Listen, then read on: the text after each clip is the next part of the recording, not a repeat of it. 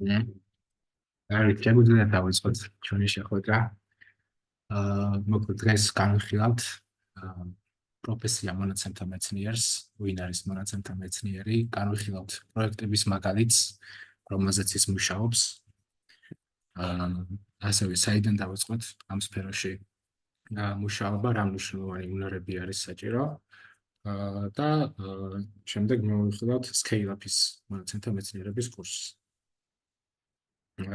დავიწყებ ჩემი წარდგენით, დავამთავრე ISET-ის ეკონომიკის ფაკულტეტი, შემდეგ დავიწყე ამ სფეროში მუშაობა კვლევრად, ძირითადად მონაცემების გარშემო მუშაობდი და ამ სფეროთი დავინტერესდი, შემდეგ გავაგრძელებდი მუშაობა მონაცემთა ანალიტიკოსად, ონლაინ მუშაობდი ერთ-ერთ ამერიკულ კომპანიაში, შემდეგ დაახლოებით 2.5 წელიწადი ვიმუშავე საქართველოს ბანკში მონაცემთა მეცნიერად, ახლა კი მუშაობ შვეიცარიულ კიბერუსაფრთხოების კომპანიაში, ასევე მონაცემთა მეცნიერად. ჩემი გამოცდილებით ვიცი, რომ ბევრ სფეროში არის მოთხოვნადი ეს პროფესია და მოთხოვნადი და საჭირო ეს პროფესია. დავიწყოთ, რატომ არის მოთხოვნადი მონაცემთა მეცნიერი?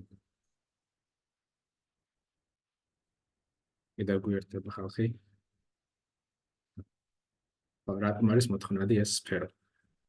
ამ გრაფიკზე ხედავთ ყოველწლიურად შექმნილი მონაცემების მოცულობას.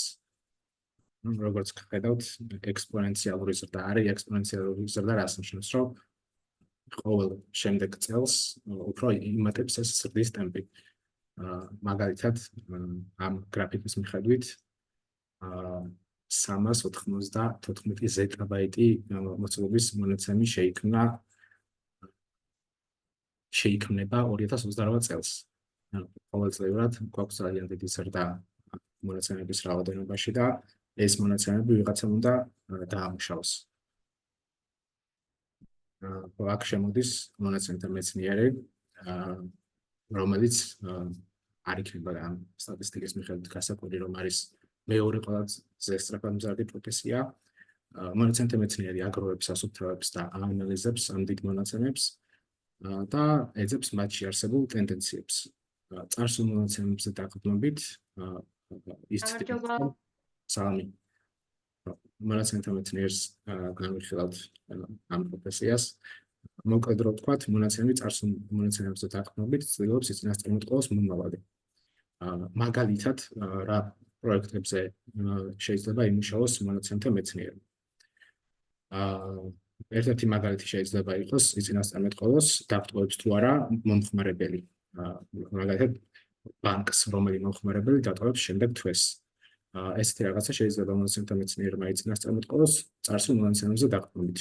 რა კლიენტები გტოვებდნენ ადრე ბანკს და დღესდღეობით რომელი კლიენტი შეესაბამება მათ, რომელი კლიენტი ჰგავს ამ კლიენტებს. ამაში მონაცემთა მეცნიერები იყენებენ სხვადასხვა ხელსაწყოებს და მოდელებს, რომელსაც გავეცნობთ ჩვენ ამ პრეზენტაციაზეც და მათ შორის Scale-up-ის მონაცემთა მეცნიერების კურსზე. ხო, კიდევ ერთი პროექტის მაგალითი შეიძლება იყოს, ვიწინასწარმეტყველებთ თუ რა იღრება ბიტკოინი ან რომელიმე სხვა კომპანიის აქცია, ხვალ, რომელი პროდუქტი, პოსტი ან ვიდეო შევთავაზოთ მომხმარებელს. ეს შეიძლება გამოიყენოს მაგალითად ელექტრონული კომერციის ვებსაიტებმა, რათა უჩვენოს ისეთი პროდუქტი მომხმარებელს, რომელიც მას დააინტერესებს. ან მაგალითად, ყოველდღიურად ვაწყდებით ჩვენ ამ მსგავსი მოდელების შედეგებს, როდესაც Facebook-ზე ვსკროლავთ ან YouTube-ზე რამე ვიდეოს ვუყურებთ, რომ ამოგვივარდება სარეკომენდაციო სისტემის მიერ ნარჩევი რომელიმე ვიდეო, სწორედ მონაცემთა მეცნიერის საქმის შედეგი არის ეგ. მოკლედ რო ვთქვათ, მონაცემთა მეცნიერი გარდა ქმნის ნედლ მონაცემებს, რაღაც ქმედით ბიზნეს ნაბიჯებად.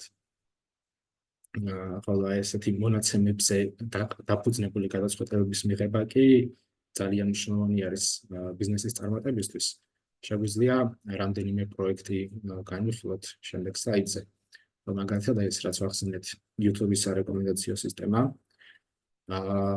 რომელიც განსაკუთრებით განავითარა YouTube-მა ეს სარეკომენდაციო სისტემა 2018 წელს და წლიდან წლამდე რო შევხედოთ, სარეკლამო შემოსავლები 70%-ით გაეზარდა და პერსონალიზირებულმა რეკომენდაციებმა გაზარდა მომხმარებლების საშუალო ყურების დრო 50%-ით. კიდევ ერთი მაგალითი შეგვიძლია განვიხილოთ, UPS-ი არის ესეთი კომპანია, რომელიც მიწოდების კომპანია არის, მოკლედ. და ესეთი პროექტი დაიწყეს მათ ოპტიმიზაცია ამ მიწოდების მარშრუტების. ამ ანალიზში გაირკვა, რომ მარშრუტის დაგეგმვის დროს მარცხნივ მოხვეების რაოდენობების შემცირება ამცირებს როგორც მიტანის დროს, ასე საწვავის მოხმარებას და სატრანსპორტო შემთხვევების რაოდენობას.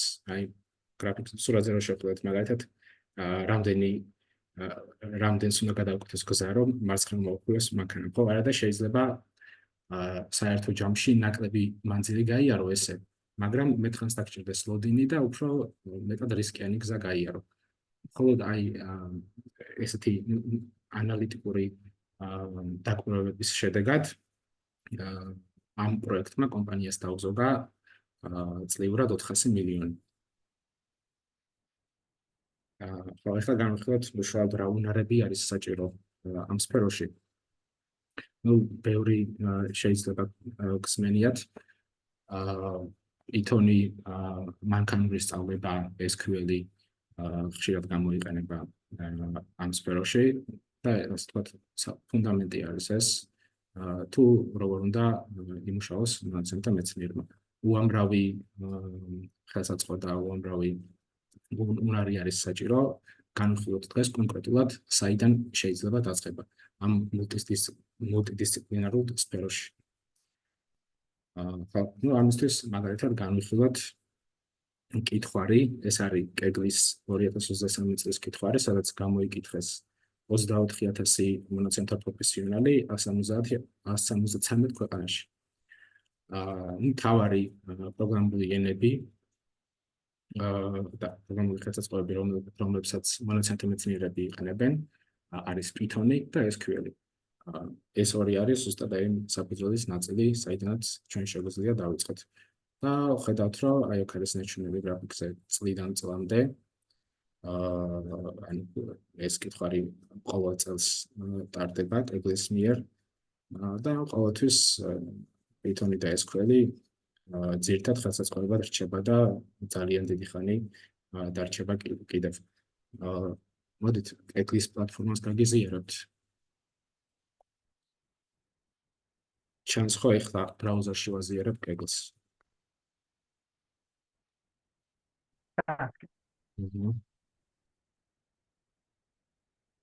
ხო, კეგლი არის კონკრეტულად მონაცემთა პროფესიონალებისთვის პლატფორმა. აქ შეგიძლიათ თვითონაც ნახოთ შემდეგ სხვადასხვა ბაზები არის, სხვადასხვა პროექტები, რომლებზეც შეგიძლიათ იმუშაოთ.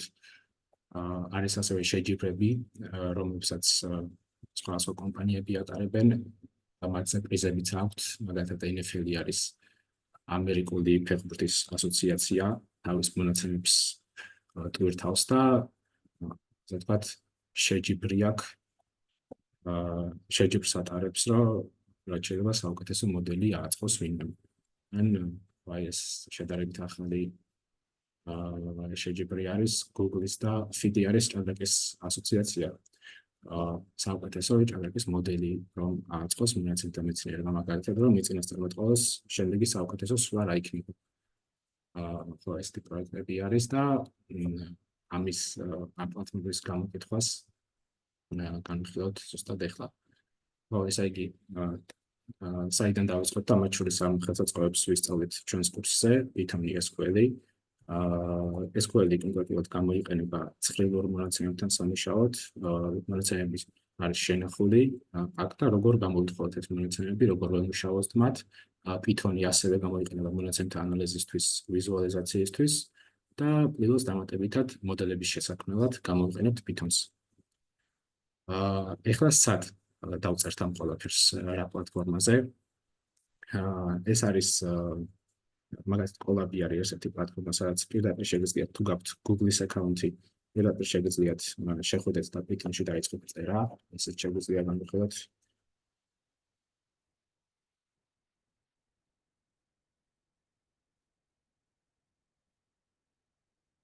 პირდაპირ შეგიძლიათ ჩაწეროთ ესე collab.new და ავტომატურად გაიხსნება ახალი notebook-ი, სადაც შეგიძლიათ Python-ში წეროთ. ხო არ გაქვთ ეს გამოცდილება აქ მუშაობის? მე მაქვს და ან სწავლობ კიდეც და მან რაღაცას ვაწვდ და მაგაზე მეუბნებიან ხოლმე ზოგჯერ რომ რაღაცა რატო არის იყენებს მაგალითად VS Code-შიო და ასე თემებს. ხო. მე მაგასაც დამეკომპონე თან რესურსები აქვს უფასო კიდე მაგალითად შეიძლება გამოიყენოს ფარფარ. ხო, ანუ ორი მიმართულებით შეგიძლიათ ახლა თუ გინდა რომ Python-ში წერო კონკრეტულად. ერთი არის რომ ესე რაღაც cloud სისტემაზე წერო, პირდაპირ გახსნე notebook-ი და დაწერო რაც გინდა. მეორე არის რომ დაინსტალირო ეგ Jupyter-იან VS Code-ი, რომ ეგეც ვარიანტია. თუმცა ეს ისეთი მარტივი და ხელმისაწვდომი პლატფორმაა, სადაც პირდაპირ შეგიძლიათ დაიწყოთ წერა. მათ შორის რაღაც მონაცემთა ბაზებიც არის, აქ შეგიძლიათ დაუკავშიროთ Excel-ს, Google-შივე და ასე შემდეგ. ხო, VS Code არ ვიცი, აქ თუ არა კოდიშიაც. მაგრამ მაგას თავისი ინტეგრირებული ხო AI-თან. კი. VS Code-ზე უნდა შენ დაინსტალირო. სხვა რაღაცები თუ გინდა. ხო, და ნუ აი ყოლების შემთხვევაში თან მუდმივად დავითარებს Google-ი ამ პლატფორმას და ჩანს კიდეც შედეგებზე, მაგალითად 2018 წელს გამოკითხულთა რა წილი იყენებდა და რამდენად გაიზარდა მისი მოხმარება. ამ მარტივ პლატფორმით დავიწყოთ მაგალითად ჩვენ Python-ის შესწავლას. და ხო, შემდეგ გავაგზავნებთ უკვე სხვა ნაწილებზე. კიდევ ერთი შეკითხვა გამკითხვარიდან რა მანქანური სწავლების ბიბლიოთეკებს იყენებთ? ერთ-ერთი ყველაზე ცნობილი არის scikit-learn-ი, სადაც შეგვიძლია მაგალითად ჩვენი მიერ ნახსენები მოდელი, რომელი კლიენტი დატოვებს ჩვენს კომპანიას, შემდეგ თვეს. ესეთი რაღაც ვიწინასწარმეტყველოთ Python-ში scikit-learn-ის ბიბლიოთეკის ერთ-ერთი მოდელის გამოყენებით. ხო, ასევე არის სხვა მოდელებიც, მაგალითად ერთ-ერთი ყველაზე მნიშვნელოვანი მოდელი XGBoost-ი, LightGBM-ი, ესეც ის მოდელებია, რომელსაც სანამ გამოვიყენებთ, დეტალურად გავიგეთ, რას ნიშნავს, როგორ მუშაობს, ასე შემდეგ და შემდეგ გამოვიყენებთ და დავნერგავთ, თქვა სრულფასოვან პროექტს ავაწყობთ ამ მოდელების გამოყენებით. ახლა კიდევ ერთი კითხვა არის განვიხილოთ უშუალოდ უნარებზე. ესეთი კითხვა არის ძირითადი სამუშაო დრო, რაზე იხარჯება? ერთ-ერთი მიმართულება არის მაგალითად მონაცემთა ვიზუალიზაცია, რომელიც Python-ში გესდება, მონაცემთა შეგროვება, ამის ნაწილი შეიძლება იყოს Python-იც, SQL-იც, საიდან ჩვენ წამოვიღებთ ჩვენს მონაცემებს. ხო, ეს მაგალითი მონაცემთა ვიზუალიზაციის Python-ში. და ეხლა მონაცემთა წყაროები, საიდან მოგვაქვს ჩვენი მონაცემები. უმრავლესობა დეველოპერების აიძახის, რომ ადგილობრივ თავისი ფაილები აქვთ რაღაც, რომელსაც ემუშავებიან. მეორე ადგილზე არის და ასევე მზარდი არის ეს 2022 წლის შედეგი არის თეთრად, მუქფერში არის 23 წლის შედეგი. SQL ბაზებს ემუშავებიან ძირითადად და ასევე მნიშვნელოვანი ნაწილი არის, ეს არის უკვე cloud მონაცემები cloud-ზე, მაგალითად Drive-იც მათ შორის შეგვიძლია ვთქვათ, რომ არის cloud-ი, იქ შენახულ მონაცემებთან მუშაობა. ამ სხვადასხვა წყაროებსაც გავაცნობით ჩვენ და იქიდან ვიმუშავებით მონაცემებს. ახლა კონკრეტულად ჩვენს კურსზე რას ვისწავლით, რომ გავიაროთ. მოკლედ ჩვენ ვისწავლით როგორ ვიმუშაოთ ესეთ დიდი ზომის მონაცემებს, ძირითადად ხელსაწყოები, რომელსაც გამოვიყენებთ იქნება Python-ი, Spark-ი, რომელიც არის კონკრეტული framework-ი დიდი მონაცემებთან სამუშაოდ და SQL-ი. SQL-ის მნიშვნელობა კიდევ ერთხელ რომ გავუსვათ ხაზი, ეს არის ცხრილ მონაცემებთან სამუშაო ხელსაწყო და ჩათვალეთ ყველა დიდი ორგანიზაციაში რაც მონაცემები აქვთ, იყენებენ SQL-ს. მათ შორის ჩვენი software საბანკო სისტემა არის SQL-ზე დაფუძნებული. ხო, ასევე ვისწავლით გარდა ამ ხელსაწყოებისა, ვისწავლით ჩვენ მანქანური სწავლების ალგორითმებს, დეტალურად როგორ მუშაობს, არა მხოლოდ მათ გამოყენებას, არამედ როგორ მუშაობს რაიმე ცუდი მოდელი რო გქონდეს, როგორ გამოვასწოროთ, ან რაღაც მოდელს რომ შევქმნით, როგორ უნდა მოვუაროთ შემდეგ მას, როგორ დავმოყოთ და გამოვიყენოთ რეალურ შემთხვევებში. ხო, და ასევე ვისწავლით ამ შექმნას, გამოყენებას, დანერგვას და ასე შემდეგ. კონკრეტულად კურსს გავუძაროთ. ჩვენი კურსის ასე ვთქვათ, 5 მთავარ მოდულად იყოფა ჩვენი კურსი. პირველი მოდული იქნება Python-ი, რომელსაც დაახლოებით ერთ თვეს დავუთმობთ. შემდეგ იქნება SQL-ი, რომელსაც ასევე დაახლოებით ერთი თვე დაეთმობა. სტატისტიკა, რომელიც ასე ვთქვათ, საფუძველი არის მონაცემთა მეცნიერების და ზოგადად მონაცემთა მუშაობის. სტატისტიკაში გავუვით 0-დან ბოლომდე, ასე ვთქვათ, დეტალებში გავუვით ყველაფერს, 0-დან ბოლო თემები იქნება მაგალითად ექსპერიმენტის ჩატარება, მარტივისფერი რეგრესიის გაშვება და მანქანის შესწავლება. ბოლო მოდული, რომელსაც ყველაზე დიდ დროს მოვანდამებთ, ვინაიდან დეტალებში შევისწავლოთ ეს მოდელების ნაწილი და ასევე კურსი გათვლილი არის იმაზე, რომ 0-დან შევძლოთ აი ამ ყველაფრის ათვისება. ანუ მათემატიკას რომ არ ვიცოდეთ, გავიმეორებთ და ვისწავლით როგორ ამ მოდელის მათემატიკურ ნაწილს, როგორ მუშაობს მოდელი და ასე შემდეგ. ხო, ჯამში ჩვენი მიზანია რომ 5 თვეში 0-დან დამწყებიან საშუალო დონის მონაცემთა პროფესიონალი ჩამოვაყალიბოთ. გვექნება ხშირი მოკლე კვიზები და სემინარები განვლილი მასალების გასამეორებლად. ჯამში 40 ლექცია არის. დაახლოებით გვინდა რომ 10 პროექტი გავაკეთოთ. ეს პროექტები მათ შორის დაგეხმარება თქვენი პროფესიული პორტფოლიოს შექმნაში. 15 კვიზი და 18 დავალება, რომელიც დაგვეხმარება განვლილი მასალის კარგად გადამეორებაში და გათავისებაში. ხო, მათემატიკის უკაცრავად ერთ კითხავთ თუ შეიძლება. რა მაინტერესებს იცით? დაუშვათ 5 თვიანი კურსის შემდეგ რამდენად არის შესაძლებელი ვაკანსიებს ვათვალიერებდი, თუნდაც ბოგის ვაკანსიები რომ დევს მონაცემთა მეცნიერება ან მონაცემთა ანალიტიკა ამ მიმართულებით რომ დავსაქმდე, ანუ ეს კურსი, ასე ვთქვათ, სამსახურის დაწყებაში თუ დამეხმარება? ზუსტად ან დამატებით რამე გაგრძელება ხომ არ გაქვთ ამის შემდეგ კურსის? ზუსტად ეგ არის ჩვენი მიზანი, რომ ამ კურსის გაგრძელება იყოს უკვე დასაქმება, რაღაც დონეზე უკვე შემდეგ. აი დაახლოებით რო გითხრათ, მე-4 თვიდან უკვე ჩვენ ჩავიგდებთ ვაკანსიებს ამ მიმართულებებით, თქვენთვის საინტერესო ვაკანსიებს მათ შორის მოგიწოდებთ რომ გაგზავნოთ ამ ვაკანსიებზე, მოგამზადებთ გასაუბრებებისთვის და შემდეგი ეტაპი არის უკვე უშუალოდ ამ მასწავლის პრაქტიკაში გამოყენება. ეს არის თელი ამ კურსის მიზანი, რომ ისეთი უნარები გასწავლოთ და ისეთი პროექტები გააკეთებინოთ, რომ ახლოს იყოს რეალურ სამუშაო გარემოსთან და თამამად შეძლოთ ამ ვაკანსიებზე გაგზავნა და დასაქმება თქვენი სურვილის სამეფო. ხო, მათემატიკის ნაწილზე გავაგზავნებ. მათემატიკის მადლობა დიდი. მათემატიკის გასამეორებლად შეგეძლებათ მოკლე უფასო კურსიც გაიაროთ, ასევე ლექციების დროს, რაც არის მათემატიკური ნაწილები, მაგ ნაწილებსაც განვიხილავთ ჩვენ, მათ შორის სემინარებზეც. და დაწყებას გვექნათ 21 იანვარს შემდეგი ნაკადის და ლექციები გვექნება 3 შაბათობით და 5 შაბათობით 8 საათზე.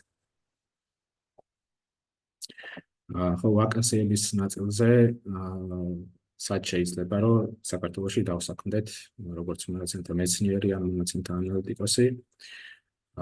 ნუ უკვე გითხარით რომ ყველა სექტორს სჭირდება მონაცემთა მეცნიერი, სადაც მონაცემებია. ჩვენ გვაქვს ესეთი სია, სადაც 1000-ზე მეტი კომპანია არის, რომელებიც ასაქმებენ ქართველებს ამ სფეროებში. თქვენი სურვილის სამეფო შეგიძლიათ ქართულ კომპანიაში დასაქმდეთ, ან თუ ონლაინ მუშაობა გსურთ, ასევე დიდი შესაძლებლობები არის ამ მიმართულებით, იმიტომ რომ აქ არ არის აუცილებელი რომ ადგილზე იაროთ, ასე ვთქვათ, და ადგილზე იმუშაოთ ისეთი სფერო არის, რომ ვინაც შეგიძლიათ ამ სფეროში მუშაობ. ახლა კითხვა იყო სილაბუსთან დაკავშირებით, კი პეტალორსელს გამიგზავნით ყველა ადამიანს წრეს. და კითხვების შემთხვევაში მოგმართეთ. ეს ისეთი სფეროა, უკვე გაგაცანით, რომ ბევრი უნარი არის საჭირო, მუდმივად ვითარდება ეს სფერო და ვაკანსიების კუთხისთაც მნიშვნელოვანი არის სწორი ვაკანსიის შერჩევა. მაგალითად, ეს მაგალითი რო განვიხილოთ, ქვემოთ ესეთი ვაკანსია არის, ითხოვენ 5 წლიან გამოცდილებას Fast API-ში და Python-ში, რაღაც მონაცემების უნარებს ითხოვენ და ასე შემდეგ. ამ ვაკანსიას აზიარებს ადამიანი, რომელმაც შექმნა Fast API და ეძახის, რომ მხოლოდ 3.5 წელი არის ეს შექმნილი. და ცოტა ესეთი ვაკანსიებიც შეიძლება იყოს ამ სფეროში და მნიშვნელოვანი არის ამ ვაკანსიების მათ შორის სწორად შერჩევაც და ან თუნდაც ესეთ რაღაცას რო ნახავთ, რომ აი 3 წლიან, 2 წლიან გამოცდილებას ითხოვენ, მაგან არ შეგაშინოთ, თუ თქვენ გაქვთ ის უნარები და გამსაუბრებლად უკვე ტექნიკურ პირობებსაც გაესაუბრებით და უმტკიცებთ, რომ თქვენ იცით ამ სფეროში გიმუშავებთ რაღაცეებზე და თუნდაც თქვენს პროექტს და გამოცდილებას აჩვენებთ, მარტივი არის ამ სფეროში დასაქმება. თავარია მოკლედ ეს ჩადოთ ამაში თქვენი ეს დრო, რომ შეისწავლოთ ეს სფერო და არ შეგეშინდეთ შემდეგ, რომ თუნდაც ესეთ ვაკანსიებზე გაგზავნით. იმიტომ რომ პირველ რიგში მოთხოვნა არის ძალიან დიდი ამ სფეროს პროფესიონალებზე და თუ ვინმე არის გამოცდილი, ვინც დეტალებში იცის მოდელები, მონაცემებთან მუშაობა, იცის სტატისტიკა, SQL-ში მუშაობა, ესეთი პროფესიონალი არ დარჩება მოკლედ დაუსაქმებელი ამ სფეროში. აქ გაგეზიარებთ QR კოდებს, ამ ლინკებსაც ჩაგიგდებთ. შეგიძლიათ რეგისტრაცია კურსზე გაიაროთ ScaleUp-ზე, ამ საიტზე, ასევე ჩვენი სხვა კურსებიც გვაქვს. ასევე გვაქვს თუნდაც კვიზი შედგენილი, სადაც უკეთ შეგიძლიათ გაიცნოთ მონაცემთა მეცნიერება, ამ კითხვების მიხედვითაც მიხვდებით როგორი სფერო არის ეს და გაინტერესებთ თუ არა და გვაქვს ასევე 3 სტიპენდია ამ კვიზის შედეგების მიხედვით და მოგეწოდოთ, რომ თუ გაინტერესებთ ეს სფერო, ასევე დავამატოთ LinkedIn-ზე, გავცვალოთ კონტაქტები. ეხლა ჩაიგდებთ Zoom-ის ჩატში ლინკებს და თუ რაიმე შეკითხვები გაქვთ, მოგწერეთ ან მკითხეთ.